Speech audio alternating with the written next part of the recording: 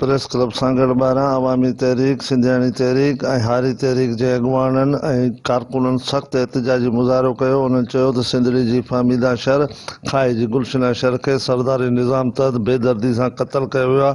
असां उन जी सख़्त लफ़्ज़ में मज़म्मत कयूं था। उन हवाले सां सिंध टीवी न्यूज़ सां ॻाल्हाईंदे चयो त सॼी सिंध में नियाणियुनि खे बेदर्दीअ सां जेको क़त्ल कयो वञे थो, ख़ासि तौर ते खिपरे जे भरिसां फुलोडियूं उते गुलशाना ऐं फ़हमीदा शहर खे बेदर्दीअ सां क़त्ल कयो वियो। असांजो अॼु जो एहतिजाज इहो आहे जेको हिन इलाइक़े में 2 शर छोकिरियूं क़त्ल थियूं आहिनि बेकसूर, जंहिंजो हुन जो जेको शर सरदार आहे उन जेको फतवा जारी कया त हीअ नियाणियूं कारियूं हिननि खे क़त्ल कयो वञे, त असीं चऊं था त हाउ डेयर यू, तूं केरु थींदो आहीं कंहिंजे नियाण जो, कंहिं वॾेरे खे असांखे अख़्तियार आहे त कंहिं वॾेरे जे धीउ पुट जे ज़िंदगीअ जो फ़ैसिलो कयूं त असां पंहिंजे धीउनि पुटनि जो हुननि खे ज़िंदगीनि जा फ़ैसिला करण जो छो अख़्तियार ॾिनो आहे। सरकार हिकु डिॼे थी हारियुनि खां मज़दूरनि खां, उन्हनि जी तइलीम बंदि आहे, उन्हनि जो रोज़गार बंदि आहिनि। ॿियो डिॼे थी हुक्मरान टोलो औरत जे सियासत खां, औरत जे बाशऊर थियण खां।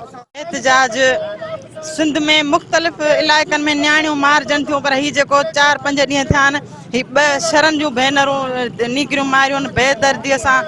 जेके वॾेरा फ़ैसिला मणे ऐं उन्हनि खे जेको आहे सो हुकुम जारी करे था छॾनि त उन्हनि नियाणियुनि खे क़त्ल कयो, उहे क़त्ल थियूं आहिनि। जो आहे उहो जुर्गा सिस्टम ऐं जेको फ़हमीदा शहर नियाणियुनि खे क़त्ल कयो अथनि कारोकारी जे तहत, असांजो उन्हनि ख़िलाफ़ एहतिजाज आहे ऐं असीं उन्हनि खे ॿुधाइण था चाहियूं जेके उन्हनि खे मारियो अथनि। हिते SP DSP सभु चुप करे वेठा आहिनि, उन्हनि खे मारे वियो अथनि ऐं उनजो को बि कानून जेको आहे उहो कयो कोन अथनि। उनजी जेल हवाले कनि, उन्हनि खे ॿी बाक़ाइदे रोडनि ते फांसियूं ॾियारनि।